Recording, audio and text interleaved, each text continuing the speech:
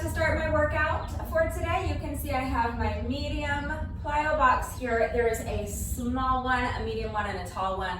I will be using my medium plyo box for this workout. So if you have a plyo box, go ahead and get that ready. We're using it today, but if you don't have a plyo box, don't go anywhere. I will be providing equipment-free substitutions. You do not need a plyo box. You do not need any exercise equipment whatsoever to follow along with this workout. There are timestamps in the description box down below the video, so if you would prefer to skip straight ahead to the workout, go ahead and use the chapter markers to do that. But if you would like to see the exercises demonstrated and explained before we begin, let's go ahead and get into that right now.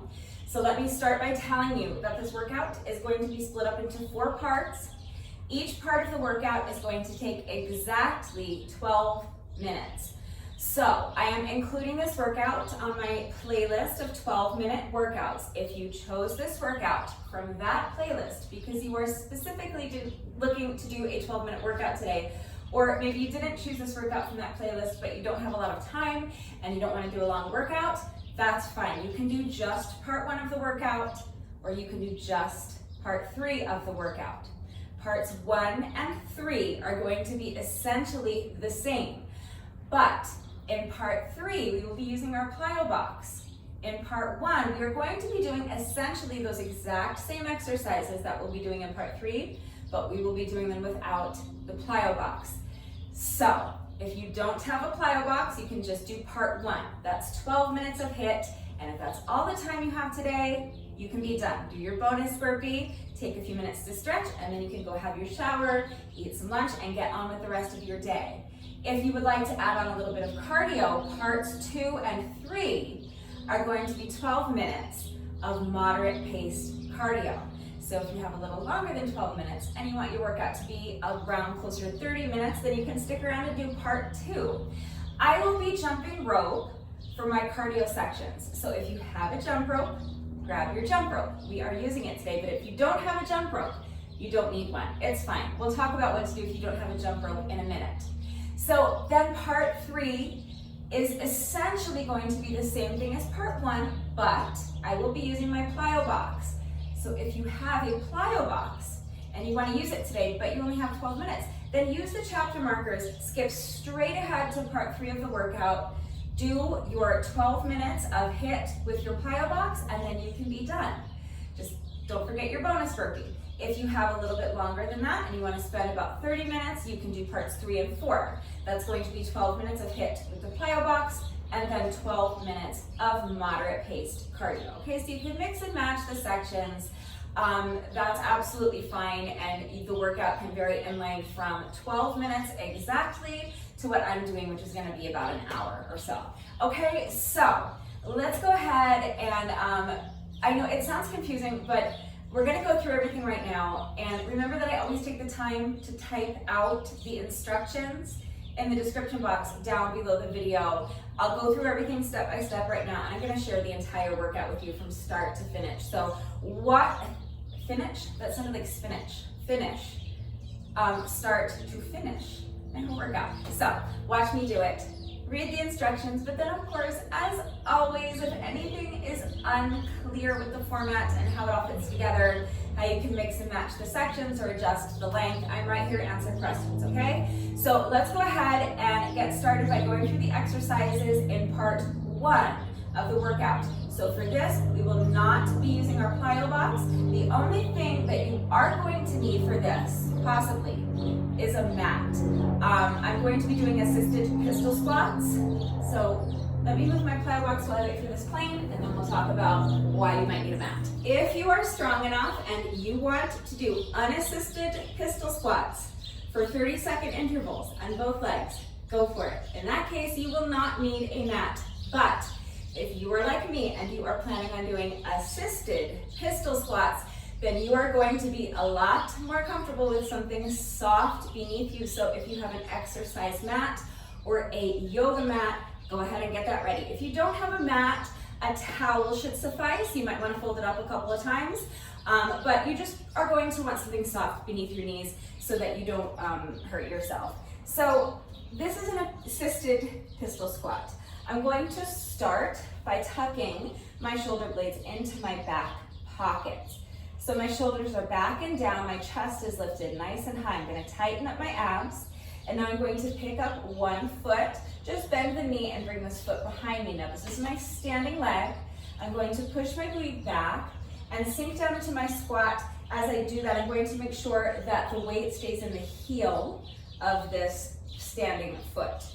And this is why it's an assisted pistol squat. This leg is back here to assist me as much as I need it. The goal is to use this foot and this leg as little as possible, but it's there to assist you because this is an assisted pistol squat. So bend the knee, sink down into your squat, and you're trying, the goal will be to not use this foot at all. Sink all the way down into your squat without ever needing to use this foot to assist you. Same thing on the way up. Your goal is to make your standing leg do as much of the work as possible. Ideally, all of the work, but this foot is here to assist you. So you're going to press into the heel of this standing leg and come back up. Using this back foot to assist you as much as you need, but challenge yourself to use it as little as you can. So pressing into the heel of your standing leg, return to your starting position. All right, and that's it, that's a pistol squat. We are on 30-second work intervals. So you will do 30 seconds on one leg, then you'll have 10 seconds to rest before switching to the other leg. So then this will be my standing leg.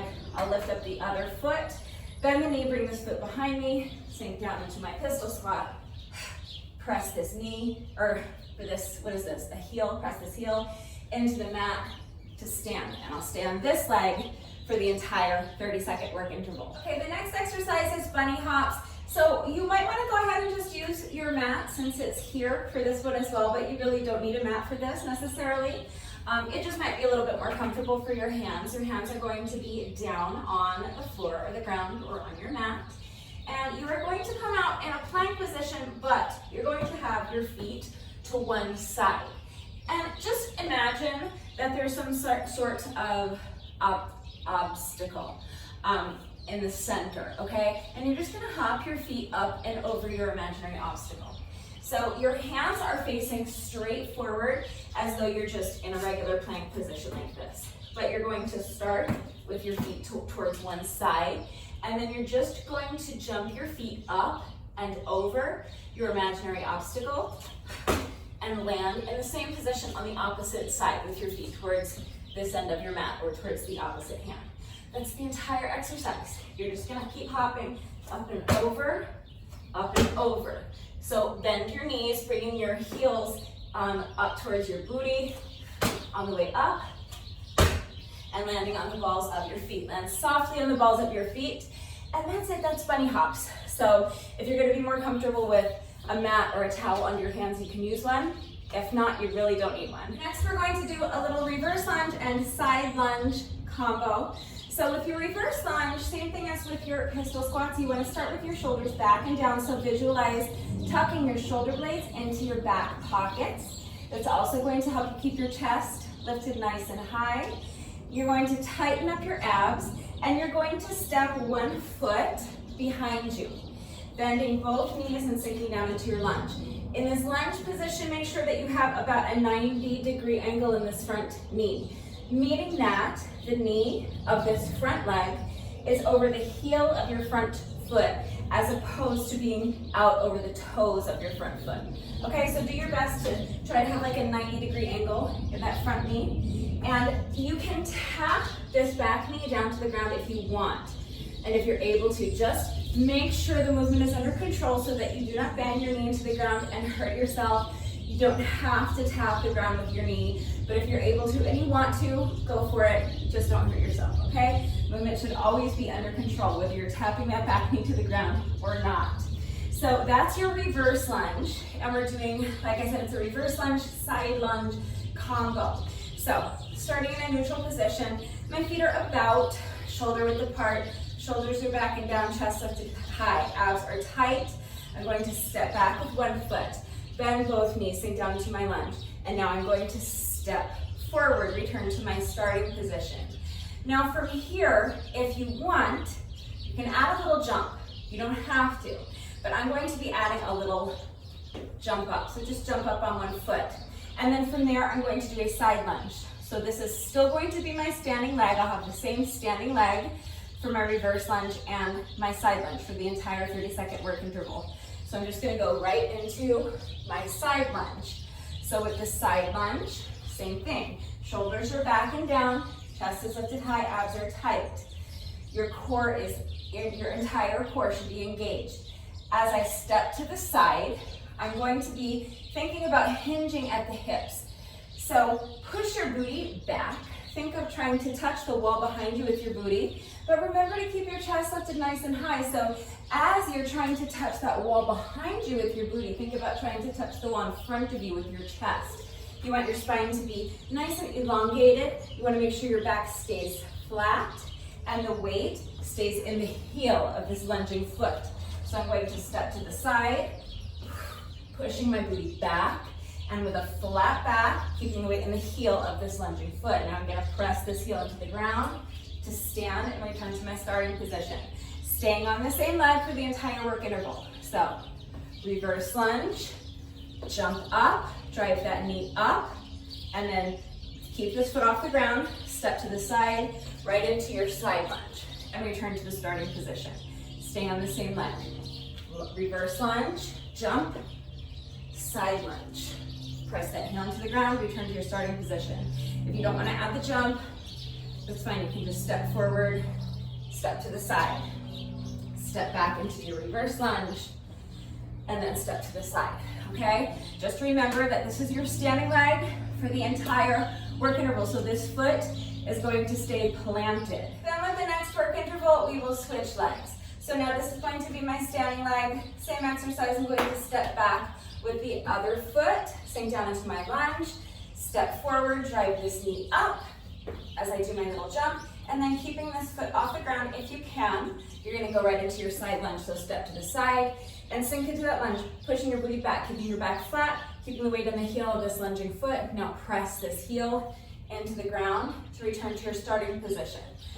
Same leg, reverse lunge, jump up if you want, step to the side and lunge. You can eliminate the jump if you want, just reverse lunge and side lunge. All right, and then the final exercise is just push-ups. I know you love push-ups. So just regular standard push-ups. Really, you can do any push-up variation you want, but I'm just going to be doing regular standard push-ups. I'm going to be doing my push-ups from my toes, but you can absolutely do the push-ups from your knees. So again, if you're doing knee push-ups, you'll want to make sure that you have something soft beneath you, like an exercise mat or a yoga mat, or maybe a towel if you don't have a mat. If you're working out on a carpeted floor or on grass, you may not need anything at all. But if you're doing knee push-ups, you're going to want some sort of support for your knees. So definitely grab an exercise mat or a yoga mat if you have one. If not, you should be able to make do with a towel.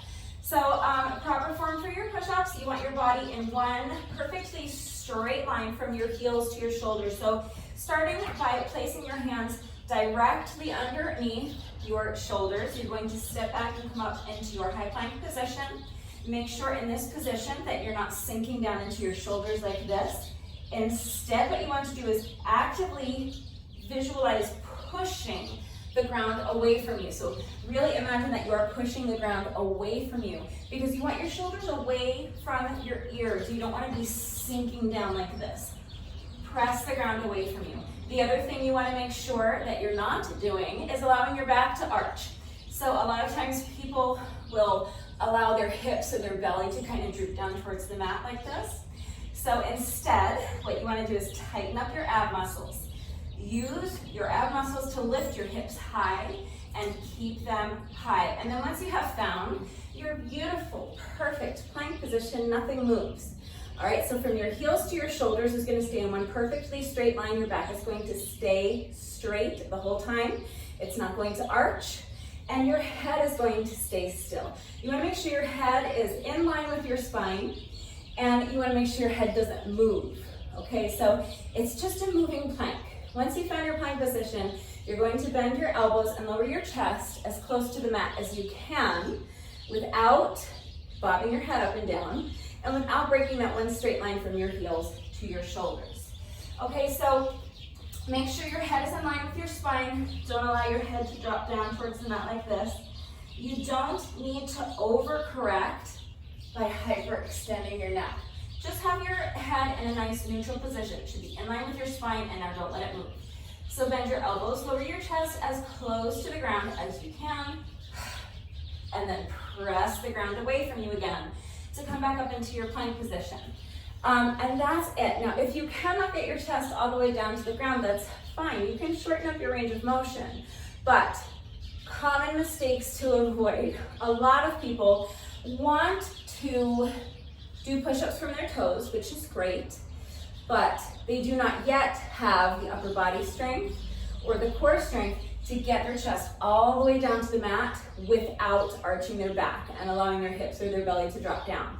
So what they do, and I think most people don't even realize they're doing it, that's why I always recommend, I think it's such a good idea to record yourself doing a few reps and then watch yourself doing it and see if you are committing any of these mistakes so that you can correct them. All right, doing the exercises with the correct form is going to protect you from injury, but it's also going to make the exercise more effective, and it's going to help you get stronger faster. Okay, so if you are not able to get your chest all the way down to the ground, it's going to be the temptation to compensate by either lowering your hips or your belly to the ground, and you can see now my back is arched. You don't want to do that. Remember, you want that straight line from your heels to your shoulders. You never want your back to arch. You want a nice flat back.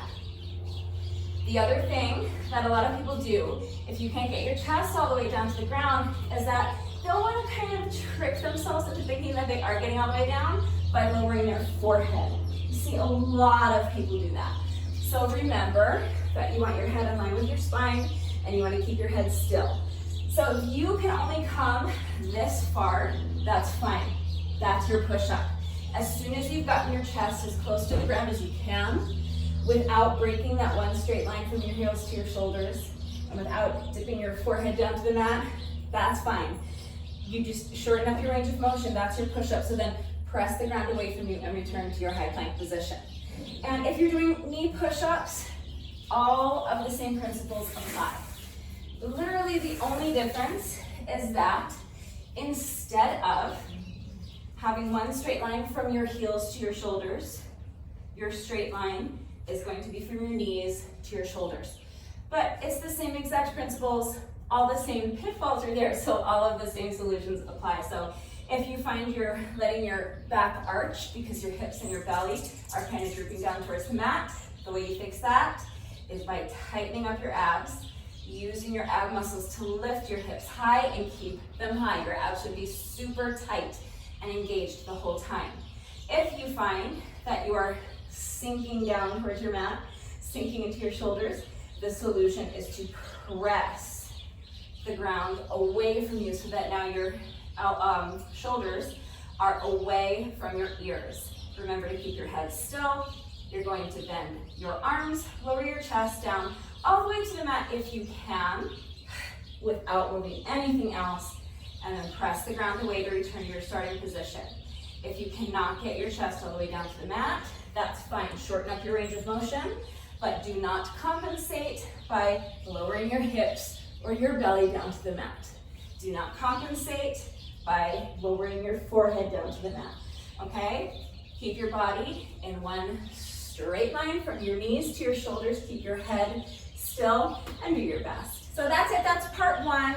That's all 6 exercises. My timer is set for 10-second rest intervals, 30-second work intervals times 18 rounds. That's our 12 minutes. So you're going to go through the entire circuit a total of 3 times. Then, if you're continuing on with me, section 2 is going to be 12 minutes of moderate paced cardio. My timer is going to stay set the exact same way for 18 rounds of 10-second rest intervals and 30-second work intervals. So I'm just going to be jumping rope. If you have a jump rope, go ahead and grab it. We are jumping rope today, but if you don't have a jump rope, that's fine. So if you don't have a jump rope, you really can eliminate the jump rope sections if you want, that's fine. Or you can substitute with any other type of cardio exercise you want for those 12-minute sections where I'm jumping rope. So you can just pantomime jumping rope. That's absolutely fine. They actually sell ropeless jump ropes. It is 2 handles that you hold on to while you pretend to jump over an imaginary rope. So you can absolutely do that. You can buy one of those if you want. I think it would be fine to buy one of those, and I think that it would be a good investment if you plan on following my workouts regularly, because we haven't been doing jump rope for the last week. Well, last week I didn't do jump rope, and then the previous 2 weeks I didn't share any workout videos, so it's been a minute, but typically I incorporate jump rope into almost all of my workouts. So if you plan on following my workouts regularly, you will get a ton of use out of something like that. However, I would recommend, my personal recommendation, if you find it useful to have the handles to hold on to, then by all means go ahead and buy a ropeless jump rope. I personally think that if you are already jumping over an imaginary rope, you really can just hold on to imaginary handles while you do that. So if it doesn't throw you off to like not be holding on to anything, you can just hold on to a set of imaginary handles and pantomime jumping rope. Just pretend you're jumping over an imaginary jump rope. And that works, and that's the most similar to what I'm doing, and that is the easiest substitution that you can make. But if you don't want to do that, you can jog in place. You can do high knees or jumping jacks, any type of cardio exercise that you can sustain for 30-second intervals works. So really, like mountain climbers, and any kind of cardio exercise you want to do. The other thing you could do is if you have access to an elliptical or a treadmill or exercise bike, a stationary bike, or a Stairmaster, something like that. So if you have something like that, either as part of your home gym, or if you want to take this workout to your actual gym, you can just hop on one of those for 12 minutes while I'm jumping rope. That absolutely works. If you want to take this workout to the park, for example, some parks have a dirt track that you can run around. So you can run around the track for 12 minutes. That works. If you have access to the field at your local high school, you could run around the track for 12 minutes. So for some people that might be like 4 times around the track. Maybe you can only run a mile in 12 minutes. That's great. If you're faster than that, go for it. The cardio sections don't have to be exactly 12 minutes. Mine will be because I'm going to be at intervals, but just any kind of moderate paced cardio that you can sustain for about 12 minutes. You could also do up and down the bleachers for 12 minutes if you are going to take this workout to the field at your local high school, or if there's a park nearby or a hiking trail or a beach that has steps, you can do up and down the steps for 12 minutes, or if you have steps in your home or your apartment complex, that works. If you have a heavy bag, again, either at home or at the gym, you could work on the heavy bag for 12 minutes. That's a great substitution. So any type of moderate paced cardio you want to do for 12 minutes is totally fine. I'm going to be jumping rope, so again, we are on 10-second rest intervals, 30-second work intervals times 18 rounds. I always just kind of jog in place like this while I'm jumping rope, but any jump rope variation you want to do is fine. So if you are more comfortable jumping with your feet together, jump with your feet together. If you're really good at jump rope, you can feel free to do something more challenging like high knees or jump rope jacks. And you don't have to do the same jump rope variation with every single work interval. You can mix it up. So any style of jump rope you want to do is fine. So that's part 2. Part 3, again, we're not changing our timer. It's going to be another 12 minutes of HIIT. This time we're using the plyo box. And again, we are on 10-second rest intervals, 30-second work intervals times 18 rounds. So it's essentially the same 6 exercises that we did in part 1, but this time we are using a plyo box. So we are starting with assisted pistol squats. We are going to do one 30-second interval on one leg. So to do an assisted pistol squat this way, instead of picking up the foot of my non-standing leg and bringing it behind me, I am going to pick up the foot of my non-standing leg and extend this leg out in front of me, as though I'm about to do an unassisted pistol squat, but I have my plyo box here to assist me. So essentially all I'm going to do is just kind of sit down onto the plyo box, all right, and then press this heel of my standing leg into the ground to stand. So shoulders are back and down, chest is lifted high, core is super tight and engaged. You're gonna push your booty back, you're gonna keep your back flat, and the weight in your heel as you sink down into your squat. And then you're gonna press the heel of your standing leg into the ground to stand. Again, if you are strong enough to do unassisted pistol squats for 30-second intervals, go for it. And if you do not have a plyo box, then you're just going to do the assisted pistol squats the way we did them for part 1. You're really just going to do all of the exercises. You're essentially just going to repeat part 1 if you don't have a plyo box. And so you can kind of mix and match, because parts 1 and 3 are the exact same. If I'm going to give you an equipment-free modification, it's going to look exactly like what we did in part 1 for all 6 of these exercises. Okay? So, 30 seconds on one leg, and then with your next, what am I trying to say? 30-second interval, you'll switch to the other leg, all right? So now, pick up the other foot and extend the leg in front of you, and then you're going to bend this knee, and you're going to lower your little booty all the way until it hits the plyo box. Now make sure that you're not just falling, like just flapping down onto your plyo box. That's not an exercise, that's just sitting down. You want to make sure you're controlling every aspect of the movement. So really lowering yourself until your booty hits that plyo box. Then you can kind of sit down onto the box. Doing your best to never let this heel tap the ground. You want to do your best to keep this foot elevated the entire time, but obviously if you need to tap the foot down to assist you up, you can do that. So an assisted pistol squat would look like this. So you can have the foot on the heel on the ground the whole time if you need to. So you're going to be pressing into this front heel as little as possible, but you can use it as much as you need. You may just need it on the way down. You may be able to get up without it, or you may just need it on the way up. So you may be able to sink down into your pistol squat without tapping that heel down, but you might need to use it a little bit to help you up. That's fine. And obviously if you lose your balance and you need to tap your foot down and check your balance, you'll do that. But the goal is to keep your non-standing leg elevated the entire time. So sink down into your plyo box with control. Press this heel into the ground to stand. All right? Shoulders are back and down, chest is high, abs are tight. Push the booty back, back is flat. Weight is in the heel of this standing leg. Pressing the heel of the standing leg into the ground to stand. And that is your first 2 exercises. Assisted pistol squats, first on one leg, then on the other. Next is bunny hops. It's the exact same exercise we did in part 1, but instead of having your hands flat on the ground or on the floor or on your exercise mat, you are going to hold on to your plyo box. So I'm holding onto my plyo box, I'm grabbing onto the sides of the plyo box. If you're more comfortable with your hands flat on top of the plyo box, you can do that, that's fine. I find it much more stable and much more comfortable to actually grab the sides of the plyo box and wrap my fingers around this little lip right here. All right, so from there, it's the exact same exercise. I'm going to start with my feet towards one side, and I'm going to imagine an imaginary obstacle here. I'm going to bend my knees, bring my heels up towards my booty as I jump up and over my imaginary obstacle, landing softly on the balls of my feet on the other side, towards the other side of the plyo box, all right? So you're just gonna hop up and over, up and over.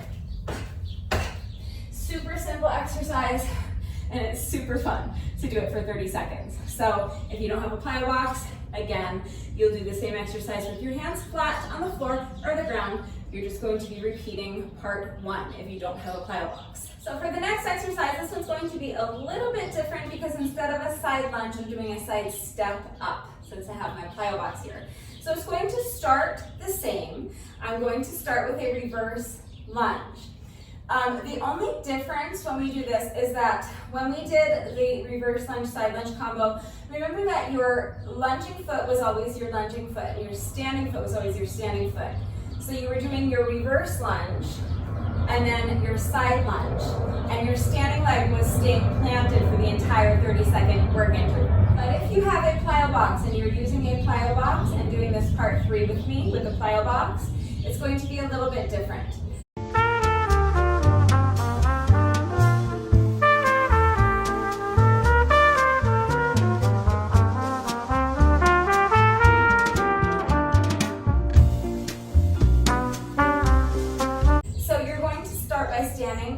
side of your plyo box. The leg that is closest to the plyo box is going to be my standing leg for the reverse lunge. So shoulders are back and down, chest is lifted high, abs are super tight. All right, imagine someone's about to punch you in the stomach and you're bracing for impact. That's how tight your abs should be. With the other foot, I'm going to step behind me, bend both knees and sink down into my reverse lunge. Now I'm going to step forward and return to my starting position. I'm going to put both feet down. Now, this is going to be my standing foot. I'm going to pick up the foot that's closest to my plyo box, and I'm going to step this foot on the plyo box, and then I'm going to, again, press into the heel of this foot that's on the plyo box and come up, driving that knee up towards my chest. And again, you can add a little jump there if you want, but you don't have to. All right, so step the foot up onto the plyo box, press into this heel to come up, drive that knee up, and if you want, you can add a little jump. Then step back down, return to your starting position. Okay, so remember that as you do your reverse lunge, your standing leg is going to be the leg that's closest to the plyo box. You're going to step the other foot back for your lunge. Then step forward, switch feet, so now pick up the other foot, step onto the plyo box, driving this knee up towards your chest. You can add a jump if you want. I think my head is not in the frame, but there's a little beam here that I will most likely crash my skull onto if I do the jump, so we'll see. And then you're just going to step back down, bring this foot down and return to your starting position, okay? 30 seconds on this side. So lunge, step up, knee up, lunge, step up, knee up, same side. All right, after your 30-second work interval is up, on that leg, you will do the exact same exercise on the other leg. So starting towards the other side of your plyo box, the leg that's closest to the plyo box will be your standing leg for the reverse lunge. So you'll step the opposite foot back, sink into your reverse lunge, step forward, put the foot down, and now you're going to pick up the foot that's closest to the plyo box. Step this foot on the plyo box, step up, drive the knee up, step down, return to your starting position. Reverse lunge, step up, knee up. Reverse lunge, step up, knee up. All right, those are exercises 4 and 5. So your 6th and final exercise is push-ups. So again, you can do whatever push-up variation you want. I'm going to be doing push-ups on my plyo box. I'm going to have my hands on the plyo box. So again, you can have your palms flat on the center of the plyo box like this, if that's what's comfortable for you.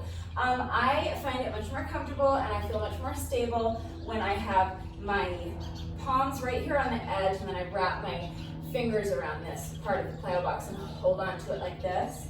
So from here, you're just going to step your feet back so that you're in an elevated plank position.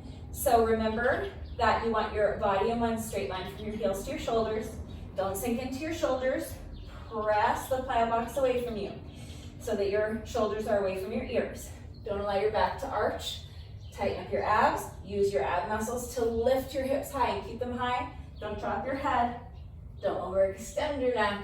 Head is in line with your spine. Everything stays still as you bend your elbows and lower your chest down towards the plyo box. Push the plyo box away to return to your starting position.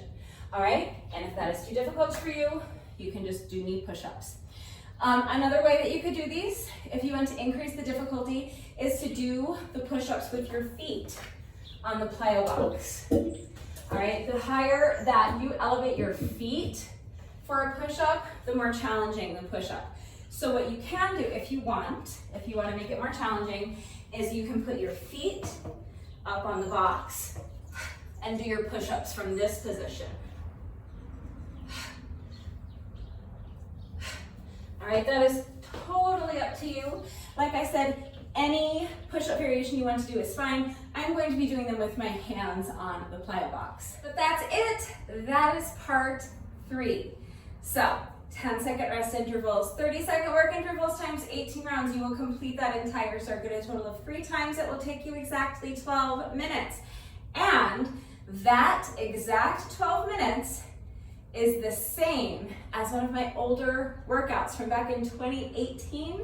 So it is called Strip That Down, the Strip That Down workout. So if you would like to see what it looked like when I first did this workout back in 2018, I will link that up in the iCard. You don't get to see the whole video, I just showed you a few reps so that you would understand what you're doing. The intent was to watch me do a few reps so that you understood the movement and then go and do the workout on your own. So it's a short video, it's like 6 or 7 minutes long, I think. But if you're curious what my back patio looked like back then, 6 years ago, and what the workout videos looked like 6 years ago, you can click on the iCard and see the original Strip That Down workout. It is from, I want to say, August of 2018, so a little over 6 years ago. So that's what inspired this workout today. So I'm doing the Strip That Down workout, but then I'm also doing a separate full-length version of the Strip That Down workout with your equipment-free modifications, and then I'm adding 2 jump rope sections. So section 3 is just the old Strip That Down workout from 6 years ago, yeah. And then section 4 is just another 12 minutes of moderate paced cardio. So again, the timer is set for 18 rounds of 10-second rest intervals and 30-second work intervals. I'm going to be doing interval jump rope. You can be doing 12 or so minutes of any kind of moderate paced cardio exercise you want, and that's it. That is the entire workout. So remember, instructions are typed out in the description box down below the video. You can mix and match the sections. You can just do 1 or 2 sections. You can do 3 sections. You can do all 4 sections. You can do the exercises with the plyo box or without the plyo box.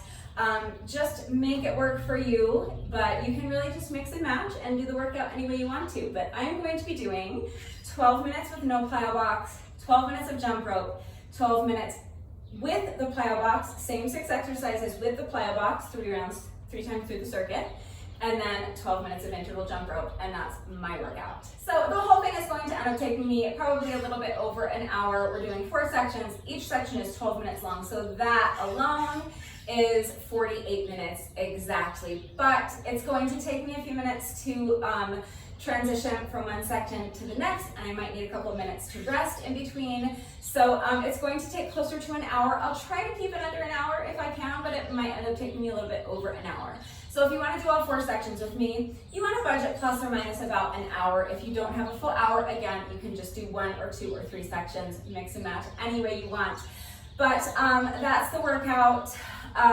Please remember that, especially if you are working out along with the video, to go at your own pace and mind your form. Do not sacrifice your form for speed. Work to your own level, okay? Make modifications where you need to in order to suit your current strength and level of fitness.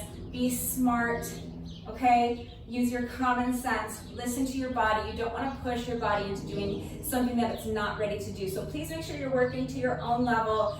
Go at your own pace and do not sacrifice your form for speed. If you have any questions about the format of the workout, how it all fits together, how you can mix and match the sections and customize the length, please just ask. If you have questions about any of the exercises that we are doing today, if you have any doubts about how to do these exercises with the correct form, please just ask. It is so important that you understand how to do the exercises with the proper form so that you reduce your risk of injury, and also just so that you make sure you're getting the maximum benefit out of the exercises. It's also incredibly important to me that all of my workouts are always accessible to anyone and everyone who wants to do them with me. I'm always here to help facilitate that.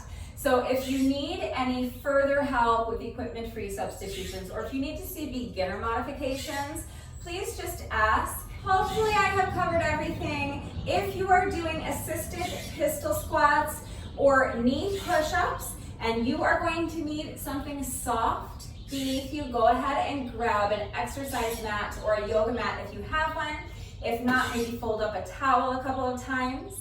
Grab your jump rope if you have one, and if you are jumping rope with me today, grab your medium plyo box if you have one. Take a minute to make sure that you are good and warmed up, and when you're ready, let's get started. All right, when you're ready, here we go. Part 1, 10-second rest intervals, 30-second work intervals times 18 rounds. Starting with pistol squats. So I am starting my timer in 3, 2, 1. This is a 10-second rest interval to get ready.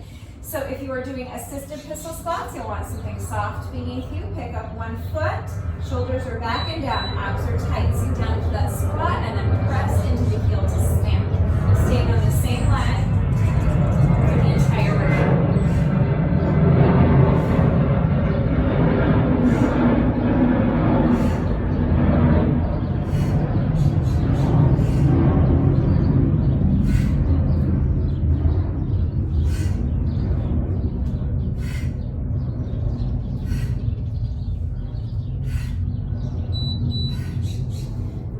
That non-standing leg as much as you need to, but challenge yourself to use it as little as possible. Now we're switching legs, so pick up the other foot, and now sinking into this heel and pressing the heel into the mat to stand.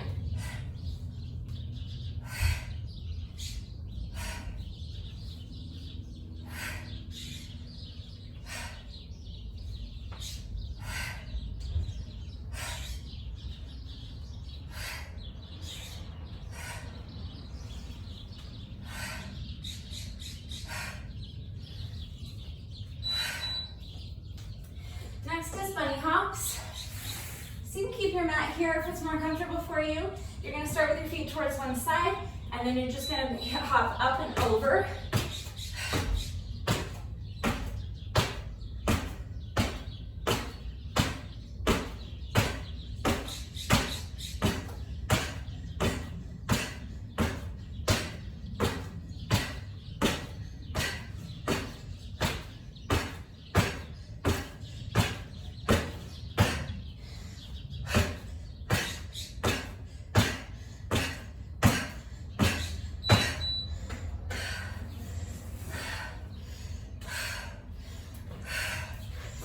For our reverse lunge and side lunge combo.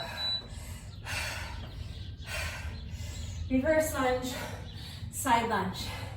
Stay on the same leg for the entire work interval.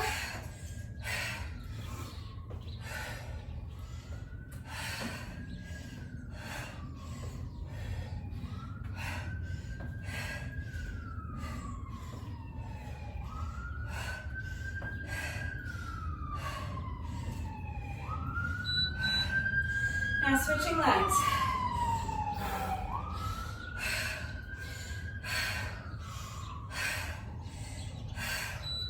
So your standing leg stays planted the entire time.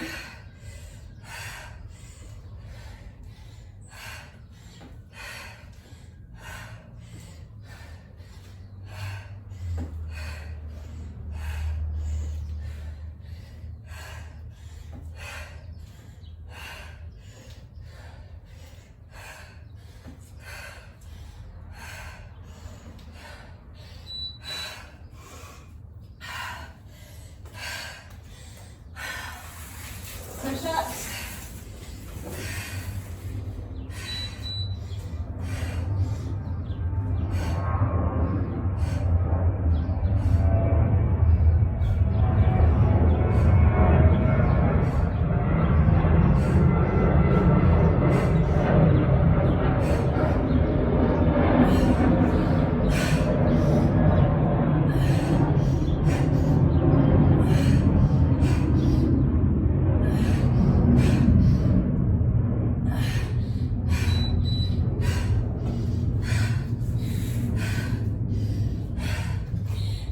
Circuit.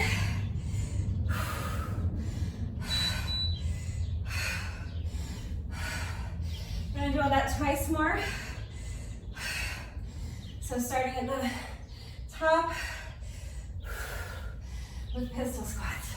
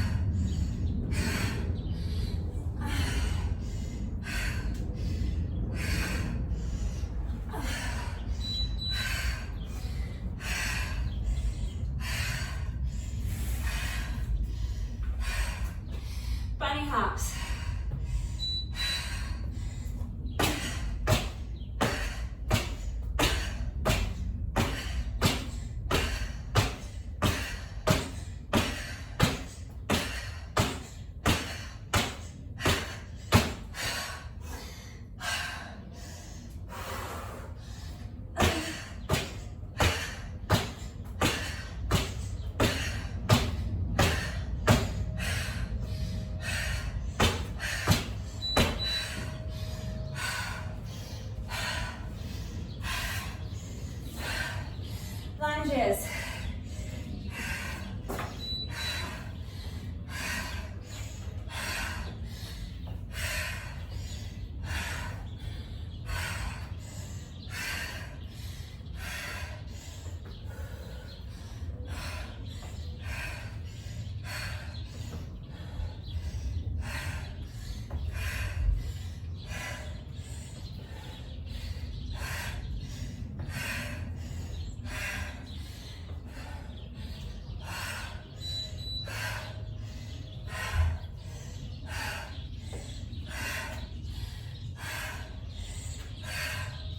Other leg.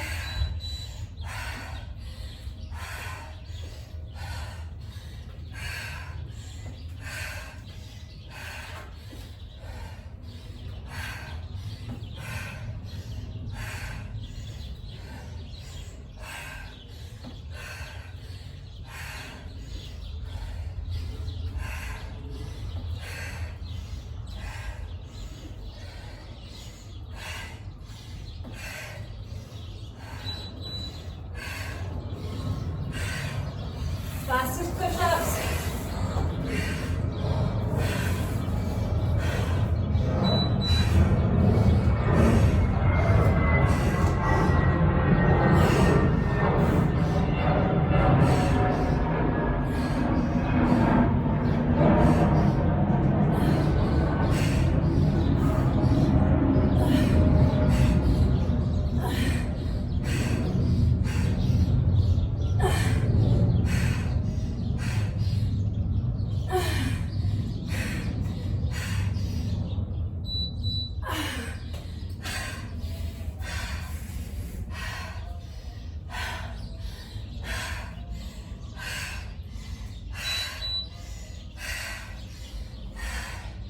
Last time through the circuit.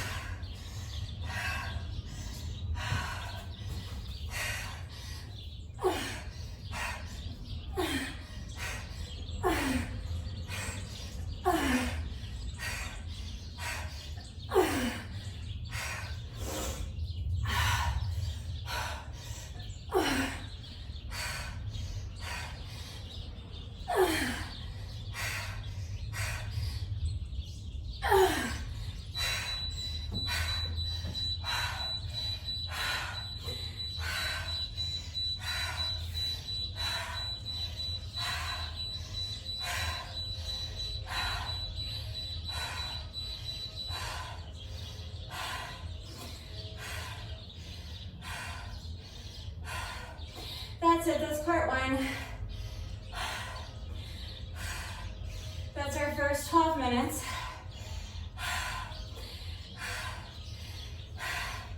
I always wear my watch so that I can monitor my heart rate and so that I can see how long the workout's taken me in total with the downtime in between sections as I move from section to section. And so I can see how many calories I've burned, even though I don't know how accurate that is. But my watch is like 400 years old. And lately it just either won't charge or it won't hold a charge. So it said it had 10% left, but then I plugged it in and put it on the charger. And then it said it had 79%, so I thought it would be good to get me through the workout, but then when I put it on, it was like dead again. So within the span of like 5 minutes, it went from 79% charged to completely dead without me even using it. So Christmas is coming.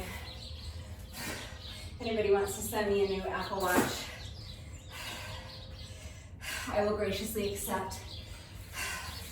But so I'm not wearing my watch today. No sense in wearing it if it's dead and it won't charge.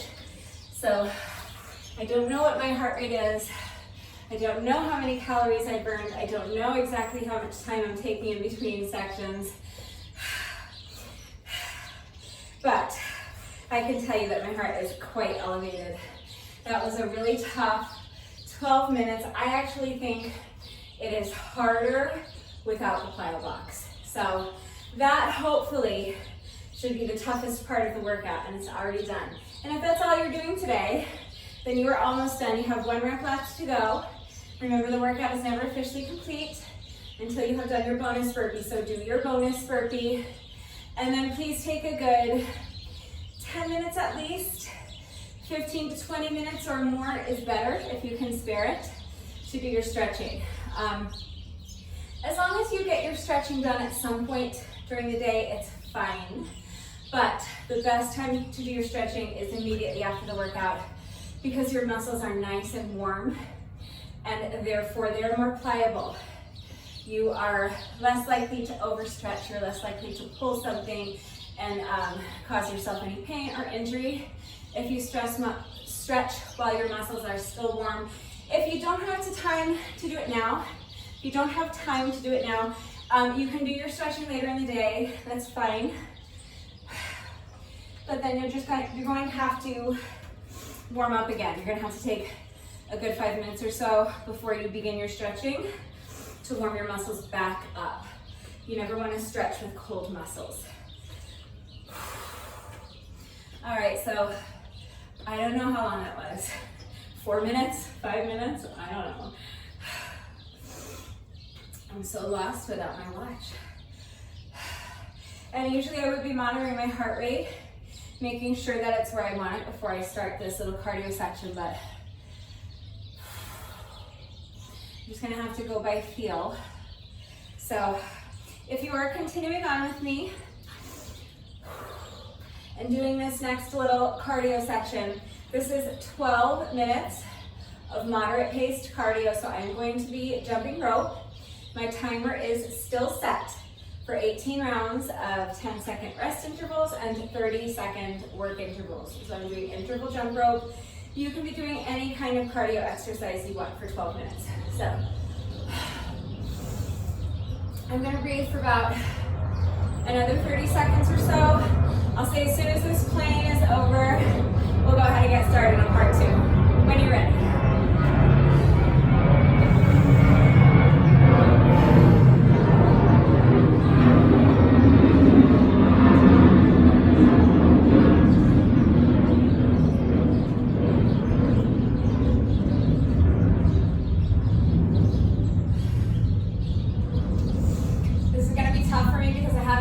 I'm out of practice with jumping rope. I haven't been jumping rope for a few weeks, and my legs are jelly after that round 1. So I'm gonna do my best to get my feet up and over the jump rope. I'll probably do a good amount of tripping over my jump rope. So if you find yourself tripping over your jump rope, do your best to not let the frustration dictate your mindset moving forward, because we have a lot of workout left to go, and you don't want to sabotage yourself by the negativity will just kind of snowball, and you can only go downhill from there. If you do your best to just, I know it's frustrating when you trip. I'm not saying to not get frustrated, that's not realistic. I'm saying to just do your best to take a breath and get right back into it. Just pick up where you left off and do your best to not let the frustration dictate your mindset so that you sabotage the entire rest of your workout moving forward. So that's been over 5 minutes for me. I don't feel ready because we haven't been doing high intensity for several weeks, so that first 12 minutes was super tough for me, but I'm gonna go ahead and start part 2. If you need a longer rest break, pause the video and come back when you are ready. I'm starting part 2 now, so we are starting with a 10-second rest interval, and now wish me luck getting my feet up and over this jump rope for 12 minutes. Here we go. 30 seconds of jump rope.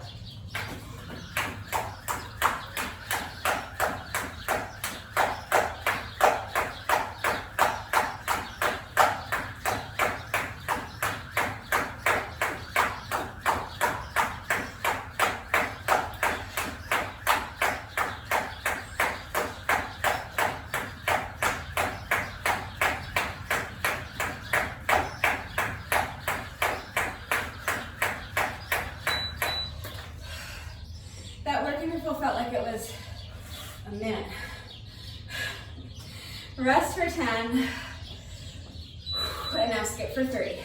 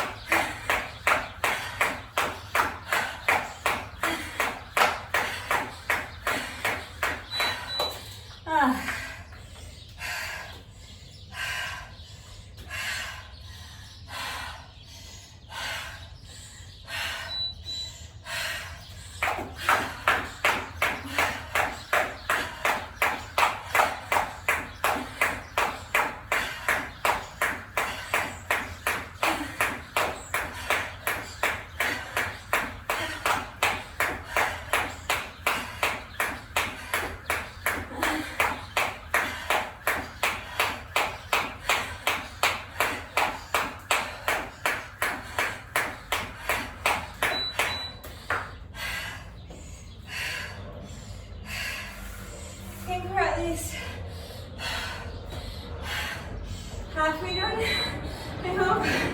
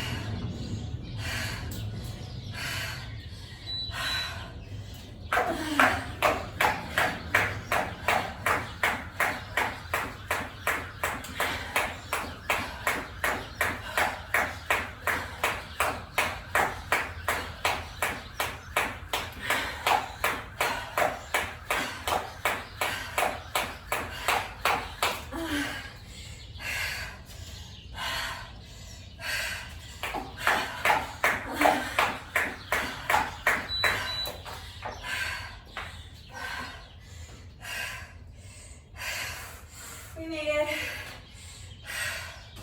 Final work interval.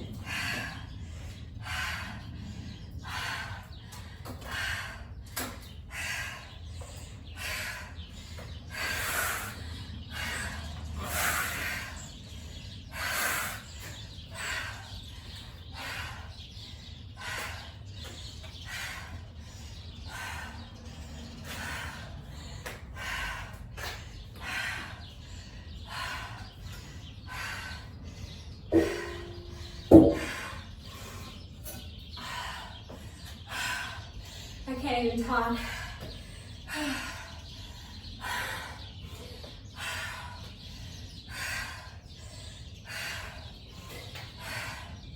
For the last 3 weeks, I have been moving. I've been working out, I've been stretching, I've been doing mobility training, and I've been getting caught up on like household chores and yard work and just like moving in different ways. But I have not been jumping rope and I have not been doing high intensity. And just those first 2 seconds alone, each of them individually, but especially both of them put together, I feel like I want to die. I don't even feel like I'm going to make it through part 3.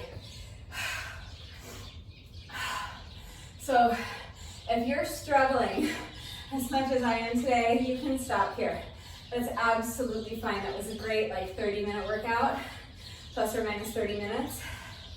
It's 12 minutes of high intensity, 12 minutes of moderate pace, moderate intensity, for a total of 24 minutes, and then, you know, however much time you spend in between. So it's about 30 minutes, and that was a great workout. It was super taxing for me anyway. So if that's all you want to do today,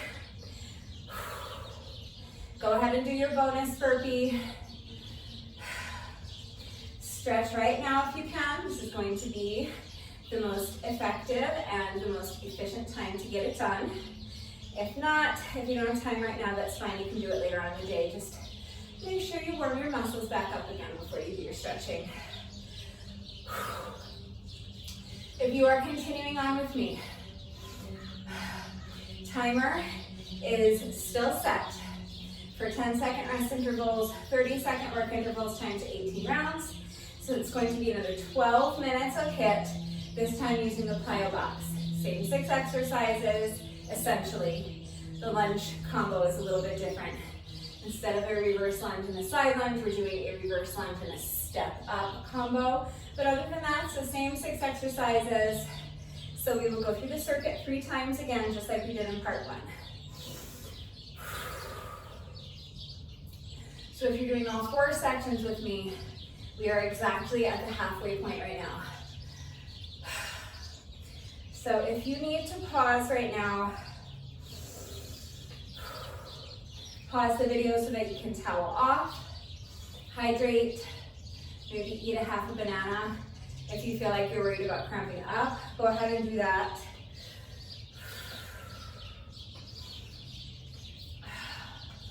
It's on the chillier side today, so I'm not actually sweating all that much. I don't feel like I am, and I don't feel like I necessarily need to pause here and hydrate. I think I can wait until after the workout. So I'm just taking a good 5-6 minutes or so to recover because I need it. So if you don't need all this time to recover, then obviously you could skip ahead.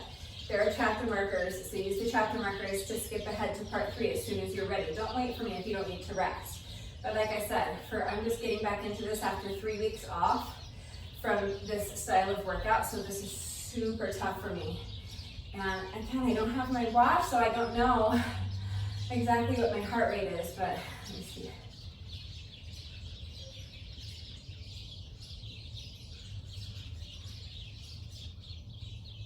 Still feels kind of elevated. All right, I'm gonna shake it out. I'm gonna give myself another minute or so.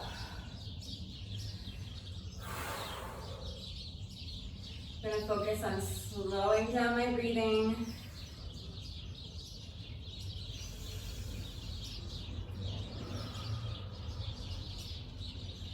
So nice, deep, slow breaths.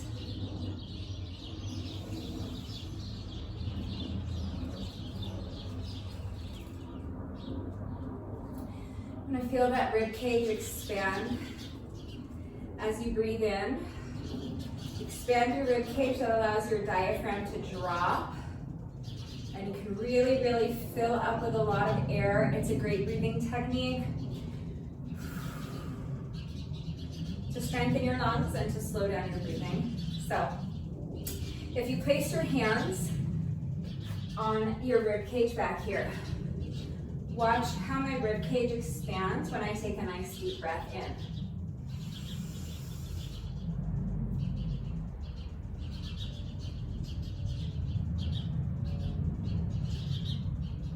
One more time.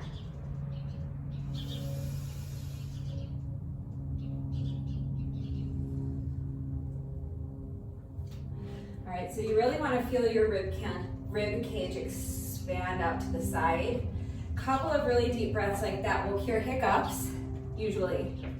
And it will also help to slow down your heart rate, normalize your breathing. I think I'm about as ready as I'm ever gonna be to go ahead and start part 3. And you got a free little breathing lesson. Maybe see the rib cage expand easier from the front. We'll do 2 more deep breaths. So shoulders back and down, chest is lifted high. Here we go.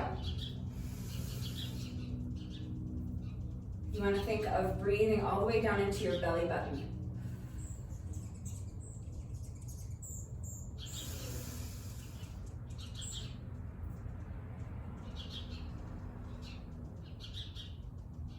You don't necessarily want your rib cage to collapse as you breathe out. You want to keep it expanded as much as you can, but it will come in a little bit as you breathe out. The point is that as you're filling up your lungs, you want to really feel that rib cage expand out. All right, so this part 3 is going to be super tough, so is part 4, but I'm just going to do my best. I've probably been resting for it feels like 6 minutes, it's probably been like 10 minutes. So let's go ahead and start part 3 when you're ready. So we are starting with pistol squats. If you need a longer rest break, so you can practice your deep breathing using your diaphragm. Pause the video, come back when you're ready. I'm gonna go ahead and start part 3. So here we go, starting my timer in 3, 2, 1. This is our 10-second rest interval. And now we are going to be starting with our assisted pistol squats. So pick up one foot. You're gonna bring the foot out in front of you, fight for that balance.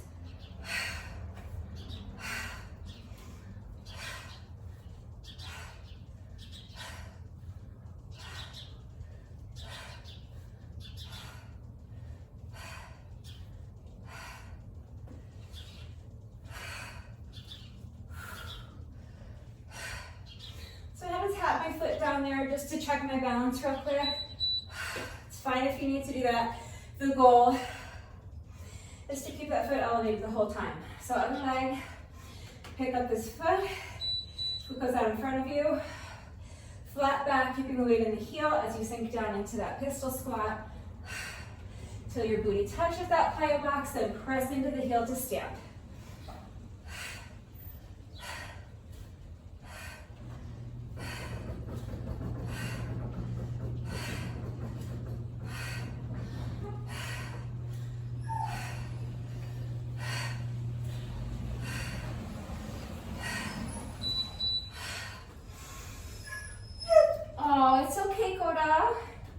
Right, next is bunny hops.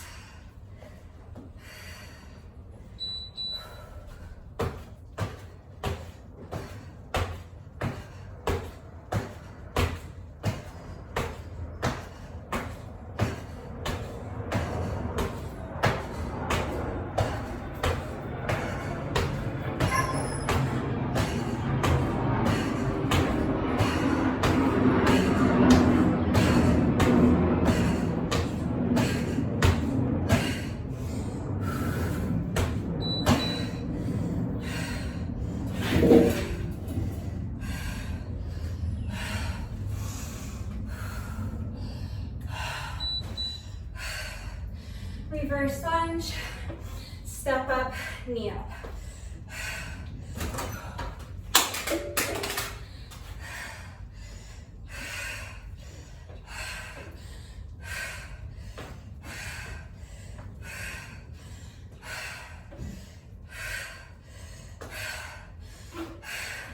I think I showed you this exercise backwards.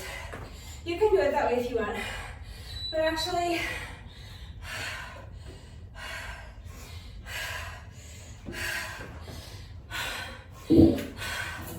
it's kind of opposite. So this is my lunging foot. So it's the foot that's closest to the plyo box that's going to step back into the reverse lunge.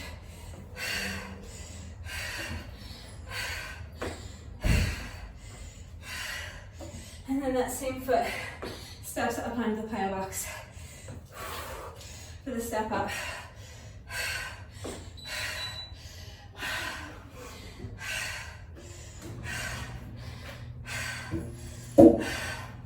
Now push-ups.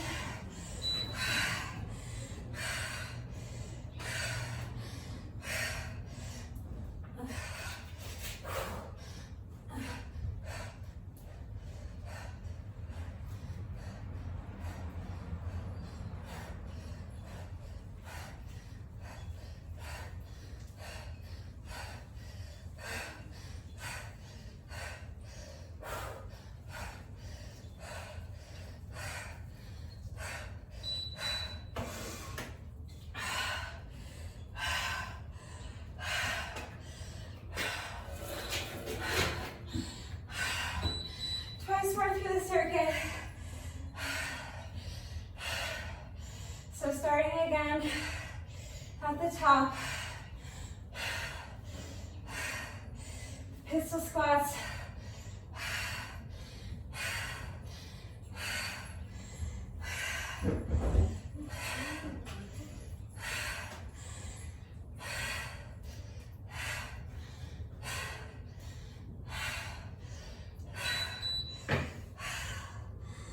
I'm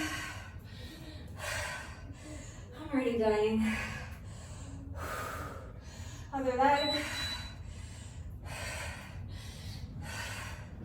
So make sure you're controlling the movement. Don't just fall into the box. Control your body as you lower yourself down.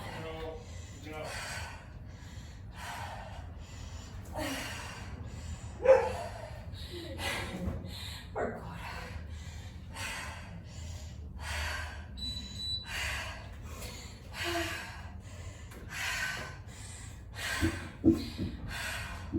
Bunny hops.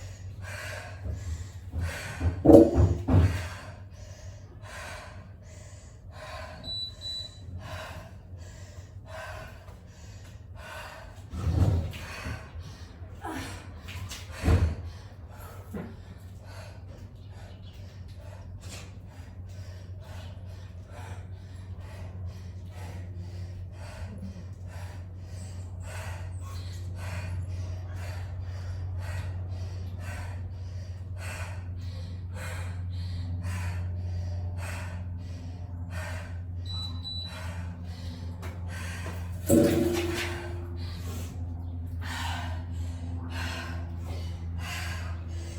time.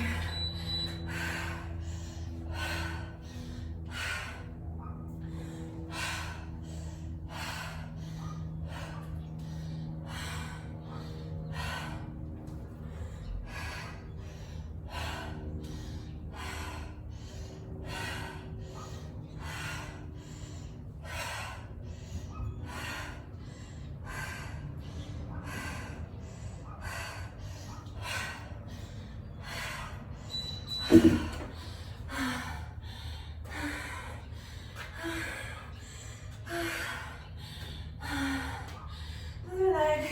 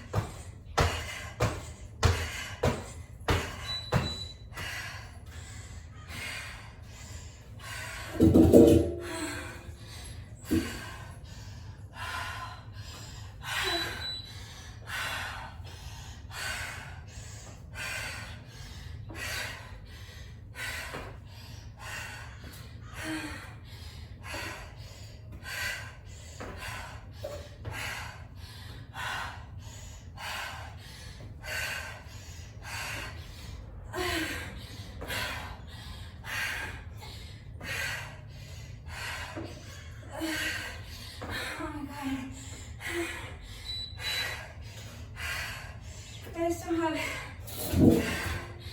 anything left.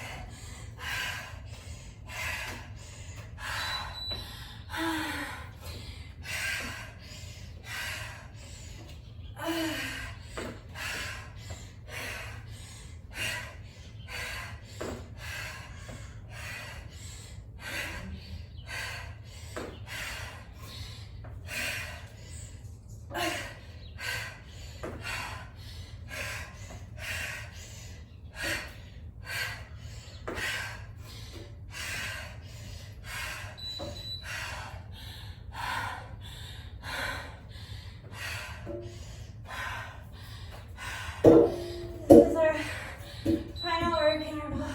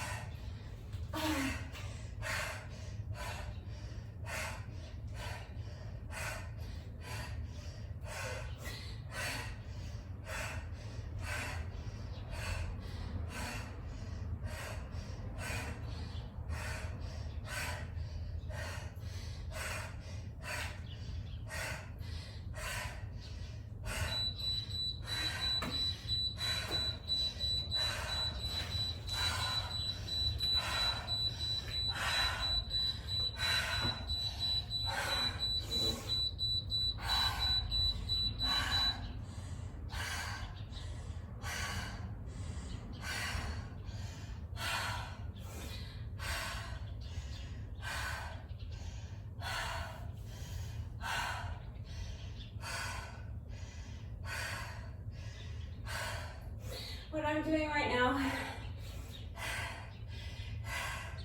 is not what I should be doing.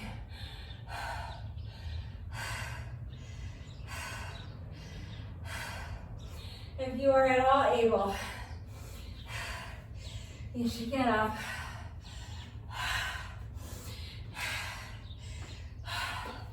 Just pace. Shift your weight from side to side. Shake out the legs.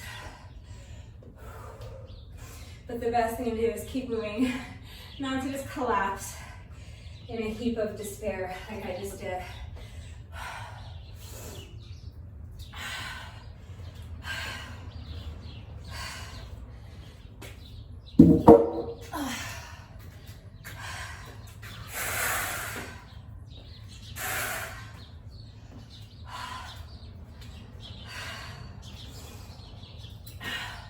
So that's it, that's part 3.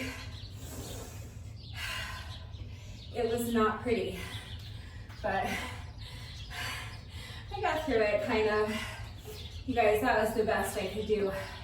So yeah, I don't know why I did the, when I demonstrated the exercises in the beginning of the video, I messed up the reverse lunge and step up combo, so I'm sorry if it confused you. It's fine if you stuck with it the way I demonstrated it, but as I was doing it, my muscle memory kicked in, and I realized that the way I usually do it is lunging back. So if this is my plyo box, and even if you can see my mat. So if you pretend my mat is my plyo box, the way I typically do it is the foot that is closest to the plyo box. When I demonstrated the exercises in the beginning of the workout, I said that that foot is your standing leg and you're stepping back with the other foot. There's nothing wrong with doing it that way, but actually the way I do it, and the way I was doing it during the workout, is the opposite. So the foot that's closest to the plyo box was this foot that was stepping back to go down into my reverse lunge, and then I was stepping right up onto my plyo box. And so then when I took this foot off the plyo box, I was going right back into my reverse lunge for the next rep, okay? So the movement flows a lot better that way, as opposed to lunging back and then stepping the foot down and then stepping up. There's nothing wrong if you did it that way. That's the way I demonstrated it, but I know that was confusing. I demonstrated it one way, and then I did it another way, but as I started actually doing the exercise, like I said, my muscle memory just kind of clicked, and I realized, like, this doesn't feel right. Oh yeah, I usually do it the exact opposite way from when I demonstrated. Oh well. All right, so that's part 3 complete. So I've completed 3 out of 4 parts. If that's all you're doing today, you 100% have my blessing to call it quits right here. Just do your bonus burpee. Remember, the workout is never officially complete until you have done your bonus burpee. So do your bonus burpee, and then again, if you have time to do your stretching now, go ahead and knock it out right now. If not, just make sure you're doing it later on in the day. And make sure that you take a few minutes to warm your muscles back up if you're stretching later in the day. If you're going to do your stretching now, your muscles are already warm, so it's the perfect time to do it.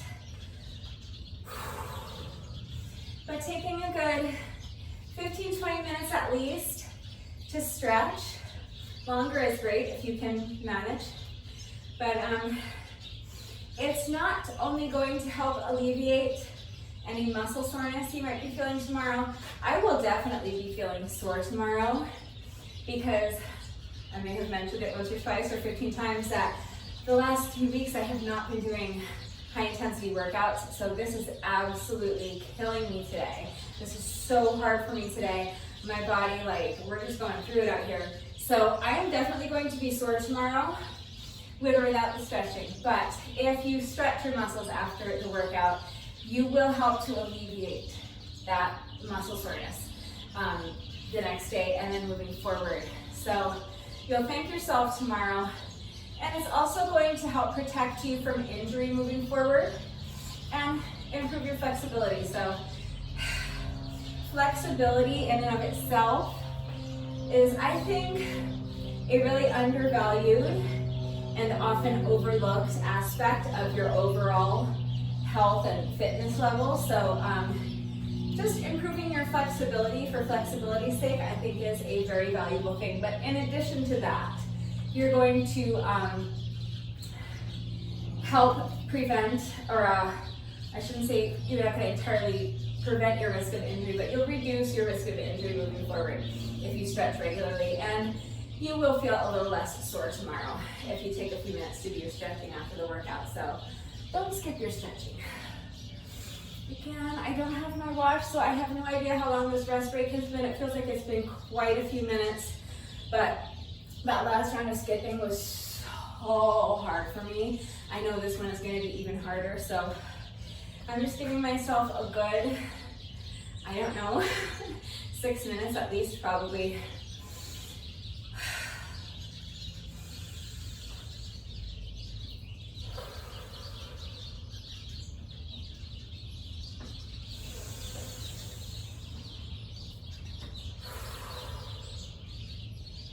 Taking a few really deep breaths.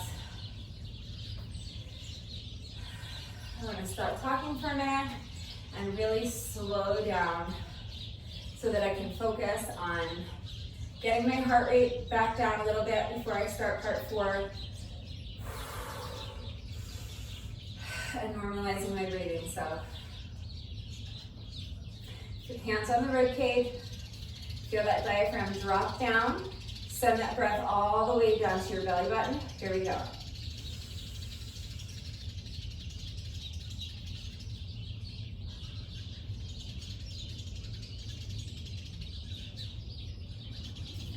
Hopefully you can see my rib cage expanding. One more.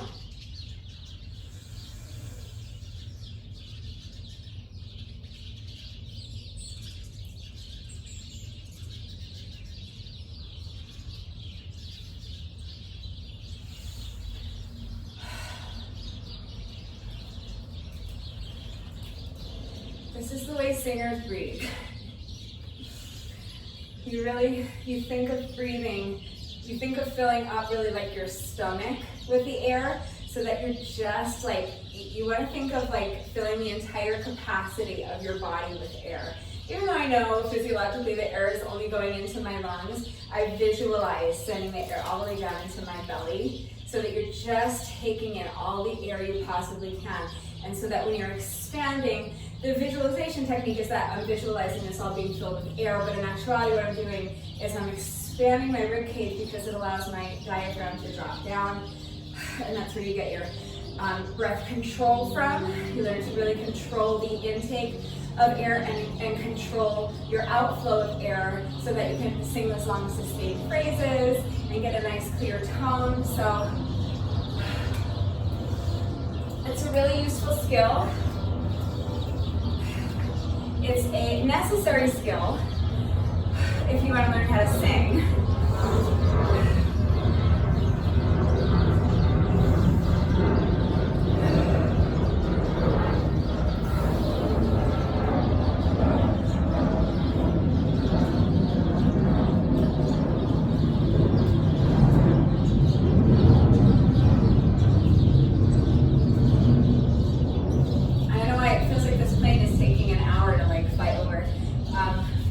For the planes would have to shut over, but I want to pick up that thought. You can sing. Singing is not something you need to learn how to do. We're born pretty much being able to sing, right? But I should say, if you want to learn how to sing with proper technique, if you want to be like, classically trained, or if you want to be a trained singer and really develop your technique so that you can, improve your tone and improve your phrasing and everything, it's a necessary skill, but it is useful in other areas of life as well. Like I said, I frequently can get rid of my hiccups just with a few really deep controlled breaths. If that fails, I don't know why everyone doesn't know this, but here is the 100% foolproof, works every time, never fails cure for hiccups. Lemon and sugar. I don't know why it works. I just know that it works. So if you have a lemon, you can cut a lemon wedge, just take like a spoonful of sugar and put it on your lemon wedge, bite into it and suck the lemon juice. I don't know that the sugar is necessary. I think the sugar might be just to make it palatable, so you're not just like you know, sucking on a lemon with no sugar and just drinking like pure lemon juice. I'm not sure.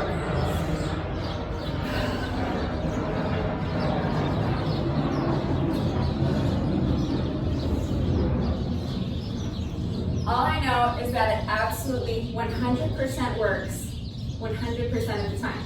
Every once in a while, you have to take 2 doses, every once in a while. But 9 times out of 10, it'll work after 1 dose. If you don't have lemons, but you have like a little thing of lemon juice, you know how they sell lemon juice in containers in the fridge, that's fine too. Just get a spoonful of sugar and then pour the lemon juice over that and just eat it out of the spoon. And it cures the hiccups every time. I have another cure that works 100% of the time, but it's less accessible. And that is, you're gonna thank me next time you get hiccups. Drinking water with your ears plugged. Again, I have no idea why it works, I just know that it does. But the trick is that you have to be able to hold the water, like a vessel, whatever you're drinking the water out of, in your teeth so that you can plug your ears while you're drinking it. So when I used to work at the Olive Garden 100 years ago, we had those little paper cone cups so that we could just take a quick sip of, you know, water or something throughout our shift, and then you just throw out the cup. So those were perfect. You get a little bit of water and then you can hold the little cardboard cup in your teeth. So if you have like little Dixie cups, those are like paper cups, you can absolutely do that. Any kind of cup that you can hold in your teeth and drink the water without using your hands will work. And then you just plug your ears. So press it on this part of your ear, plug your ears real tight as you drink the water.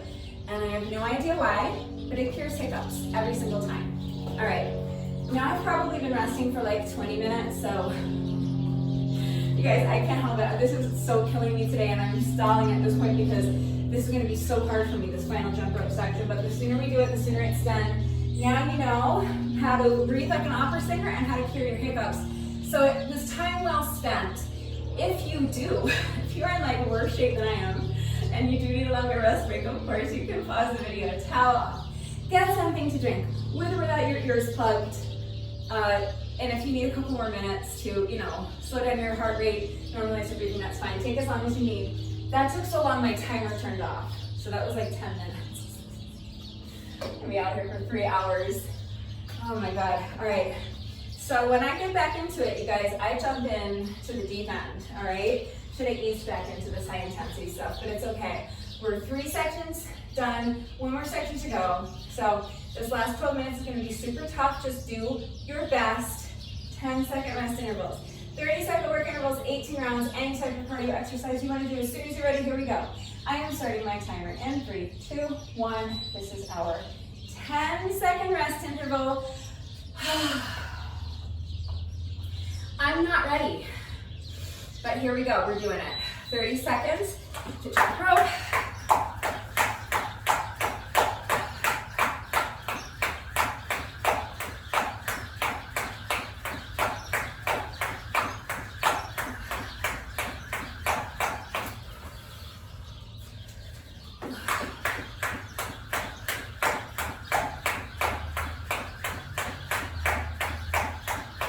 Oh my God.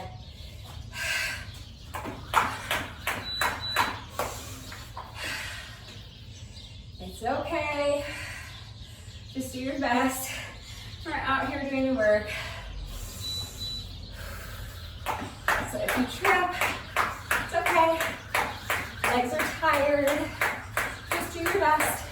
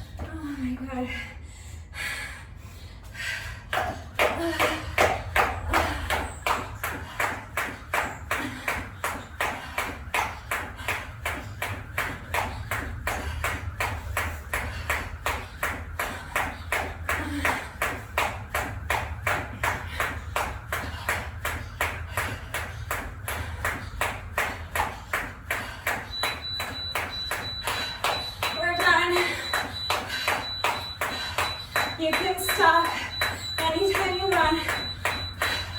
If you want to keep going with me, just gonna keep skipping a couple more seconds till the beeping stops. All right. That's our 12 minutes. And that's part 4. We made it. You guys, thank you. If if you hung in there with me for all 4 sections, I was on this struggle bus today that was so hard. But moving forward, I'll do something shorter on Wednesday, but we're gonna get back into doing more high intensity. We're gonna be lifting weights. We're gonna get back to the normal style of workouts that I do. But like I said, this felt like just jumping into the deep end today, because for the last 3 weeks, I've been doing low intensity, no impact body weight workouts almost exclusively.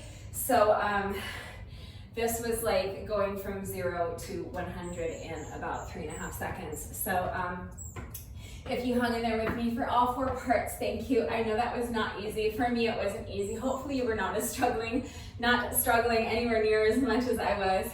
We are not quite finished yet.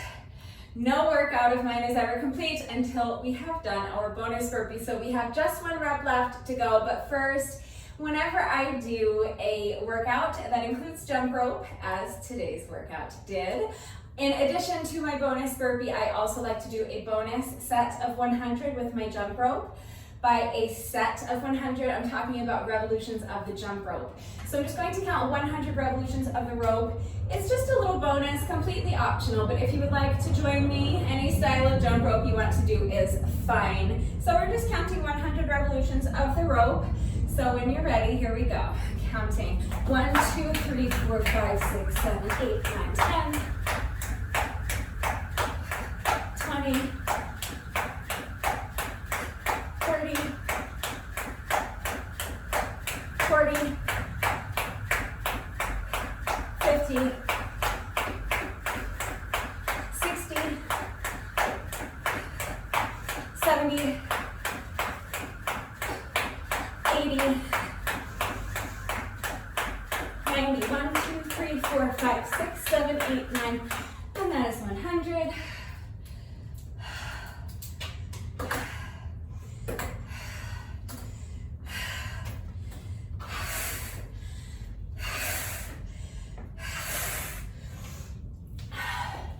So without my watch, I just have to guess at how many calories I've burned.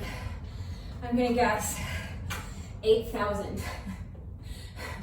It feels like 8,000. All right, that's our little jump rope bonus. And now we have just 1 rep left to go. Let's go ahead and do our bonus burpee together, and then the workout will be officially complete. 1 more deep breath. And when you're ready, here we go. Final rep of the day.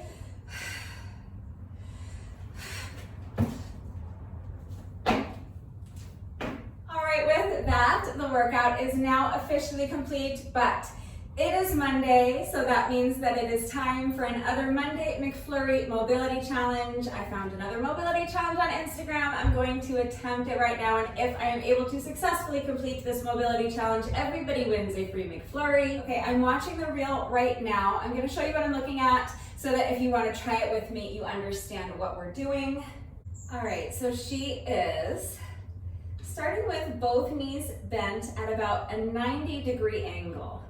And now she's picking up both knees and doing this, like, what do you call it? There's a name for that motion, like that, like kind of windshield wipery type of motion.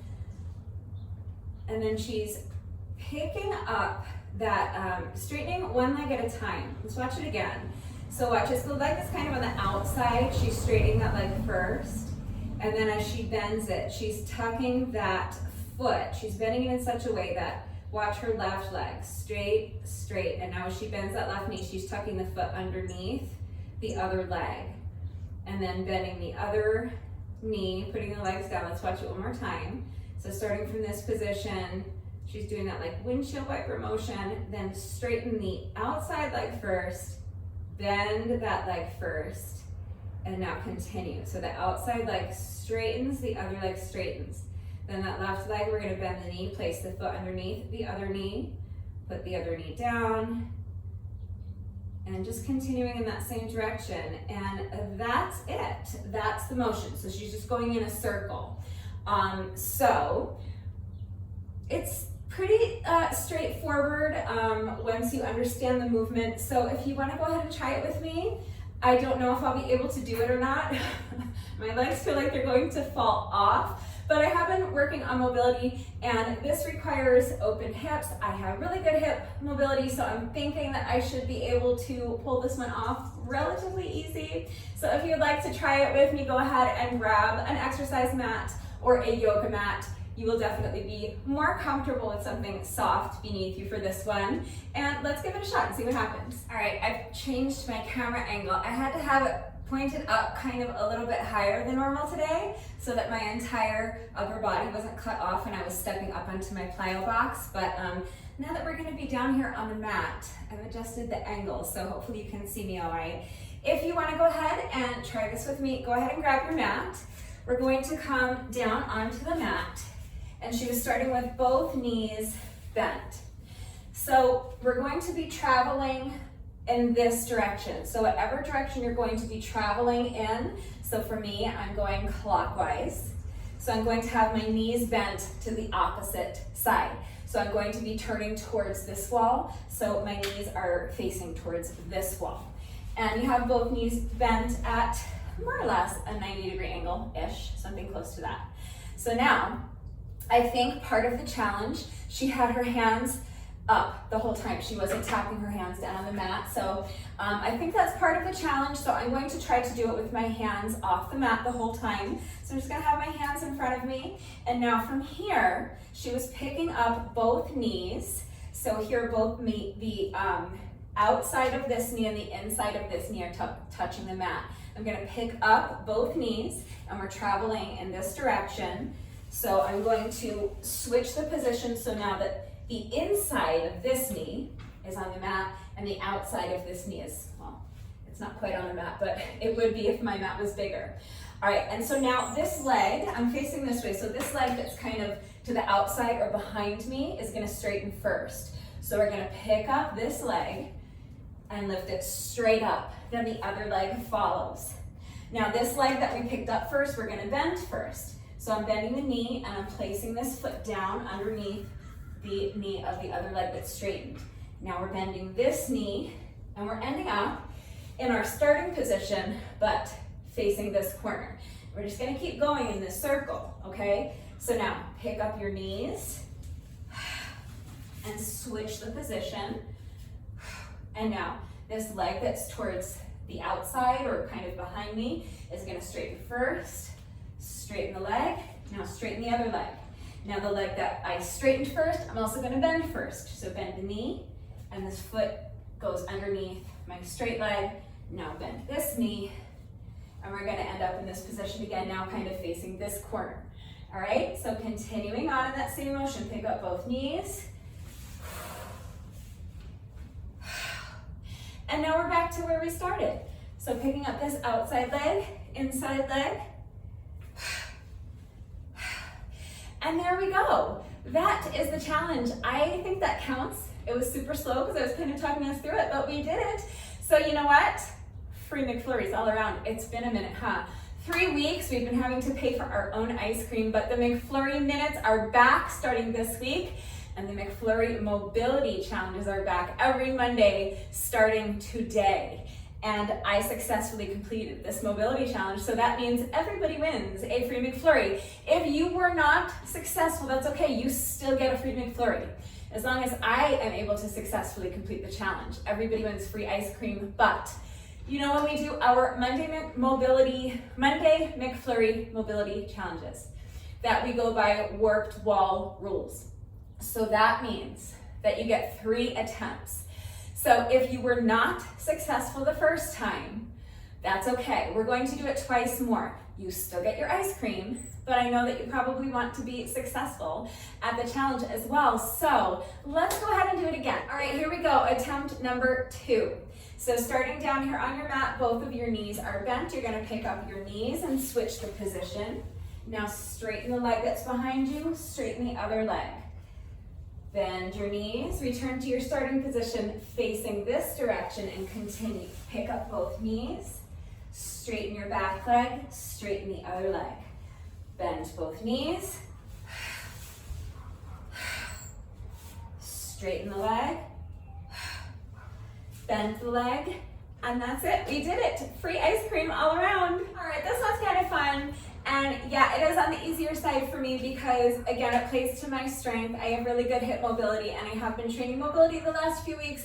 So as much as I was dying during the workout today, this is actually kind of a breeze for me, but I know that this is not easy for everyone. So if you still haven't gotten it, let's try it just once more. If you have gotten it, let's do it once more anyway. See if we can clean it up a little bit when you're ready. Starting down here on the mat with both knees bent. Now you're gonna pick up your knees and move in this direction. Pick up this outside leg, straighten the leg, bend the legs. Continuing, pick up the knees, straighten, bend. One more time. Switch the position of the knees, straighten the legs, bend the legs, and that's it. We did it. Another successful Monday McFlurry mobility challenge in the books. If you did this mobility challenge with me, let me know what you thought of it. Were you successful? Did you think it was difficult on a scale of like 1 to 5, with 1 being the easiest and 5 being the most difficult? Let me know what you thought of it, if you were successful. For me, this was like a 1. I thought this one was really easy because it plays to my strengths, but if you have tight hips, this may have been very difficult for you if you were even able to complete it. So let me know what you thought of it and how you did. If you did this workout with me today, thank you so much. Please let me know what you thought of it and how you did. Thank you to everyone who has been working out with me lately. And even if you are not doing the workouts with me, thank you for watching the videos. Thank you for liking and sharing the videos. Thank you so much for all of your wonderful and supportive and engaging comments. Thank you to all of my new subscribers. If you are not subscribed already, please subscribe. And of course, a great big thank you to those of you who have been subscribed to my channel for years. Please know that I appreciate you all so very much.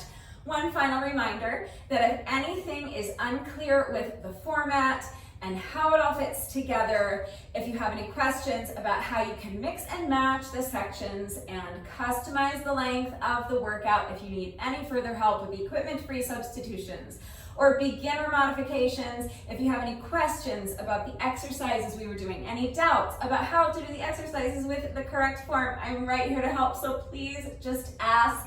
That is going to do it for today. But before I say goodbye, I have to say one final thank you to those of you who have been watching the videos all the way until the end and commenting with the secret code phrase of the day. So before I say goodbye, I will give you today's secret code phrase of the day.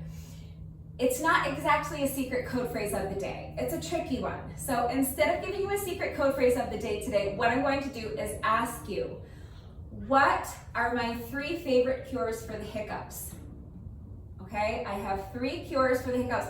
1 usually works, and 2 of them work every single time. So if you are still watching this video, hello, thank you for watching all the way to the end. Please let me know that someone is still watching by going down to the comment section and telling me what are my top 3 cures for the hiccups.